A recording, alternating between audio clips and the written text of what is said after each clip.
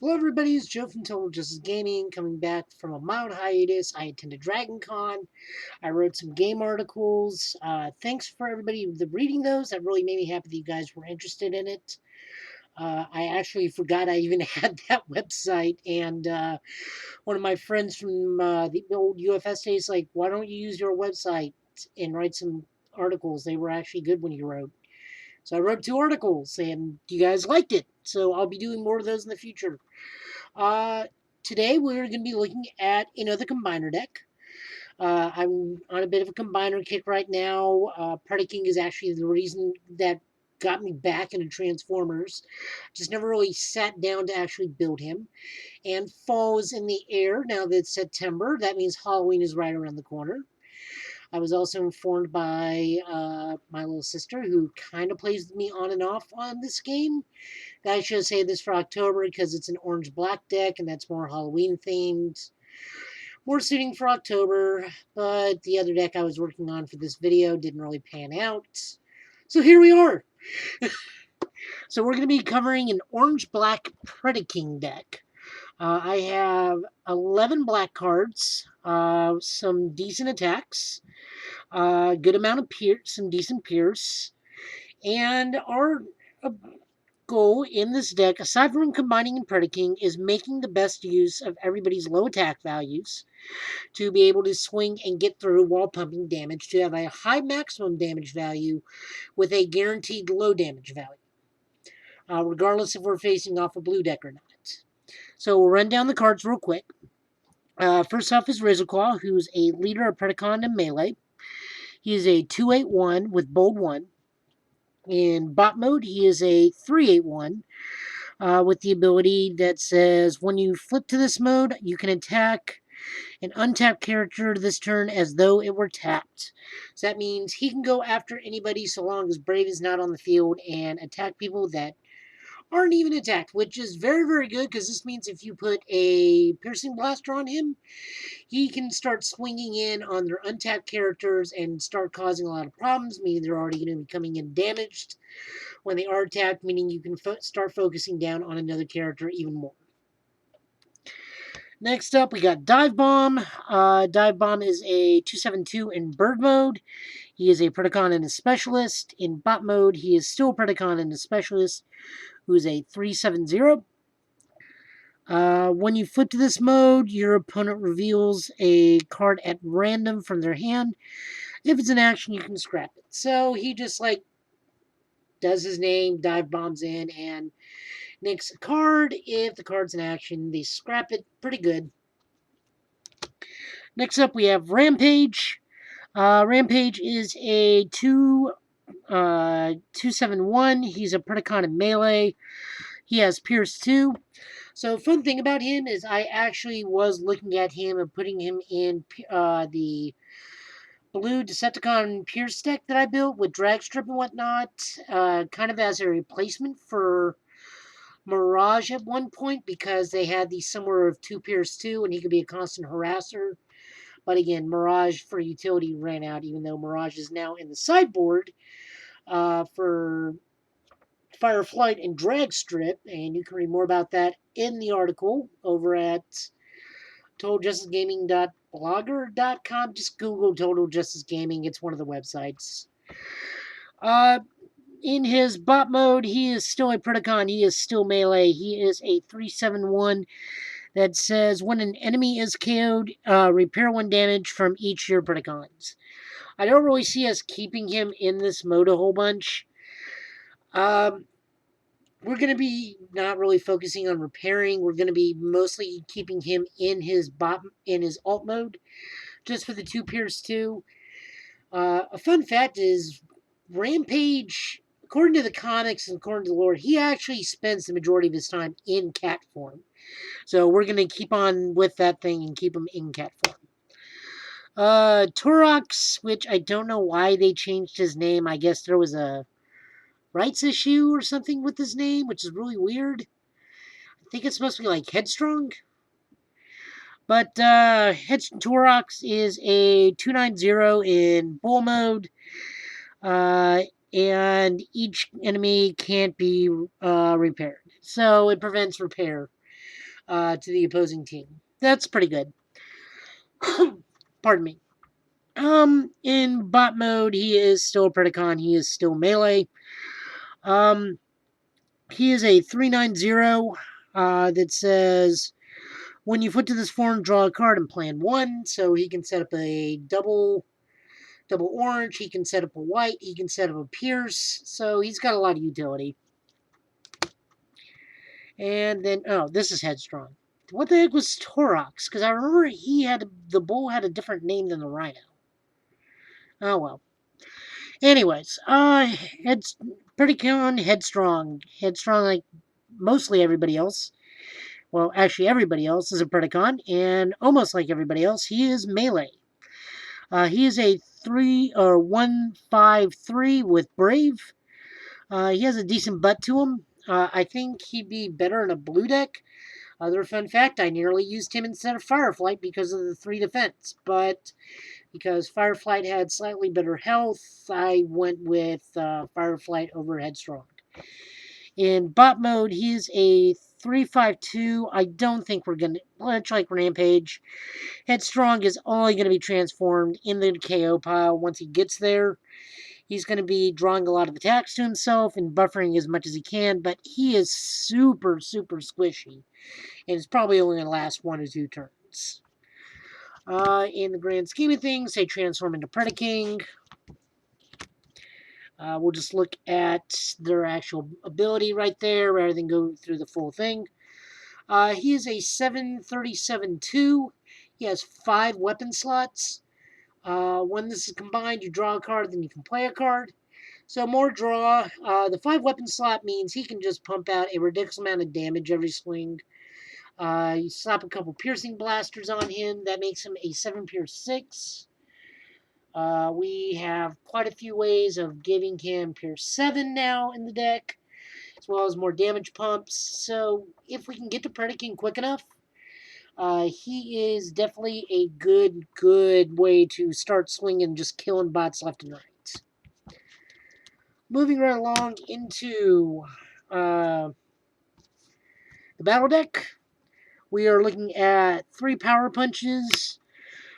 We do swing still heavy orange. We just mix in a little bit of pierce. Again, we have 11 black cards in the deck out of a 40-card deck, so we still run quite a bit of orange. Pardon me. Power punch gives us both 3 and then falls off at the end of the turn. Still, it lets us swing for very high numbers and gets quite a bit of pierce in on people. We, of course, have 3 grenade launchers. Lets us put out an extreme amount of damage. Again, like Power Punch, falls off at the end of the turn, but lets us hit for high numbers. We have 2 enforcement batons. They really don't, they're reoccurring because you can pick them up after a flip. When you attach to a character, it scraps and kills an enemy weapon. It only gives +1 attack, but it is a decent utility, decent anti-weapon card to help knock off Battle Masters and annoying weapons. Moving into the black pipped weapons, we are running 3 copies of HV Electron Breacher. They are Decepticon only. They are a black pip. They give +2. This replaced, gosh, which one was it? Erratic Lightning. We go down 1 in attack, but we don't minus ourselves in defense. And +2 is pretty decent in the grand scheme of things for a weapon that stays on the person. Plus, it's a black pip. We are going to be trying to do a bit of pierce while we're still in individual bot or animal mode, beast mode, to ensure we get those full damage values as much as possible. Next up, we traded out Flamethrower for Smoke Thrower. It's the exact same thing. It's just Bolt 2. The only difference is a black pip. Again, we're going to try and get some pierce out of our orange to give us a decent minimum guaranteed value while still trying to hit a maximum damage value. We move into our armors. We, of course, have 3 copies of Improvised Shield for the double orange pip. We have 3 copies of Scrapper Gauntlets. We do want to try and keep our guys as healthy as possible. This is an orange deck. We're not going to be trading blows is going to happen. We want to try to mitigate and lessen as much damage as possible until we can get into Predacons. The other bonus is we can play this. We can scrap an enemy weapon again.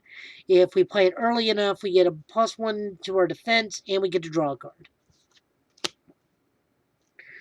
Running 2 bashing shields. This lets us scrap an enemy armor. Again, much like reinforcement baton, we can pick this up at the end of an attack flip or at the end of a defense flip, and just pick it up and equip it next turn.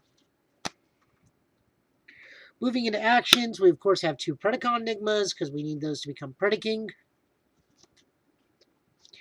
Plus, I guess its second ability isn't that bad. If I have Predacons on the field, I can draw and then play another card. It just gives us a secondary use of his Predacons ability. For actions, we are running 3 copies of Supercharge. Gives us both 3. Again, lets us flip. Gets us a lot of Pierce. Gets us a lot of Orange.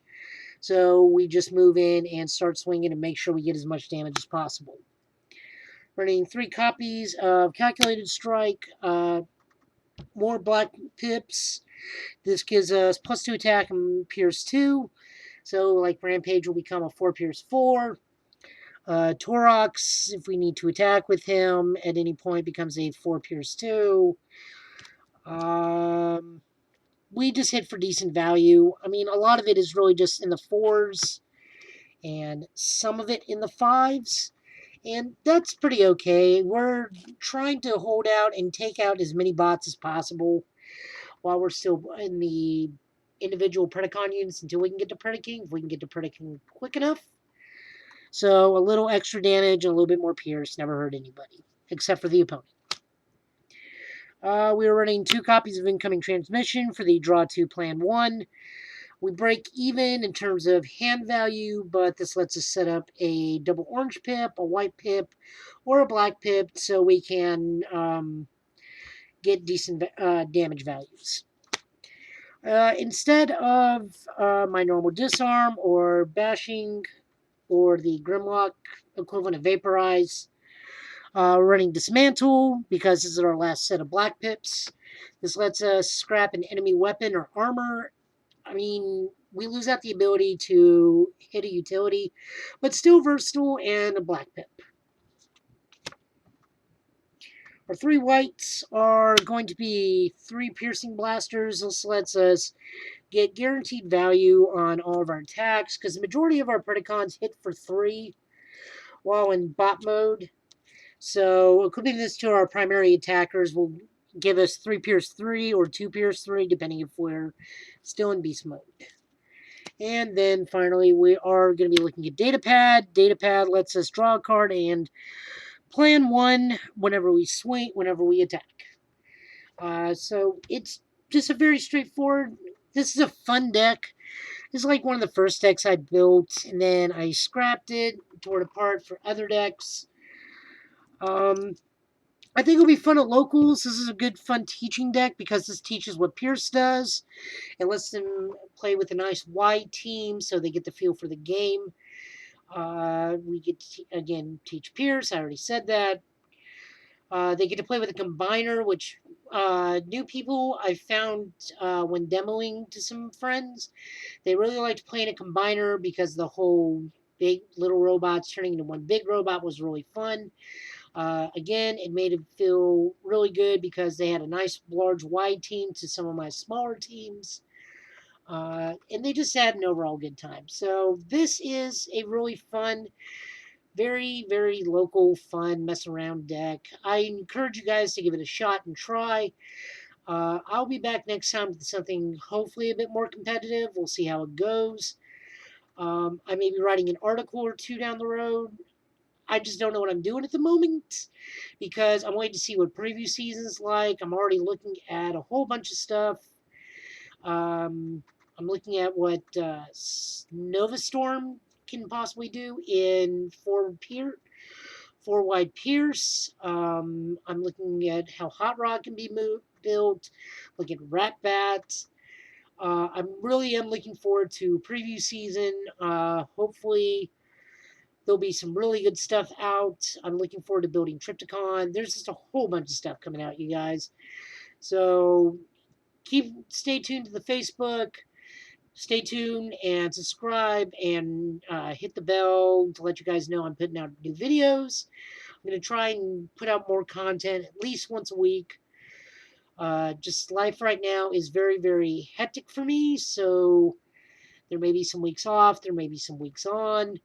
We'll just see how it goes, but I am going to try and bring you guys at least a video or a article once a week. So guys, again, thank you for watching. Thank you for listening. Please, again, like, subscribe. Please leave comments. I love talking to you guys. And I'll see you guys next time on Total Justice Gaming.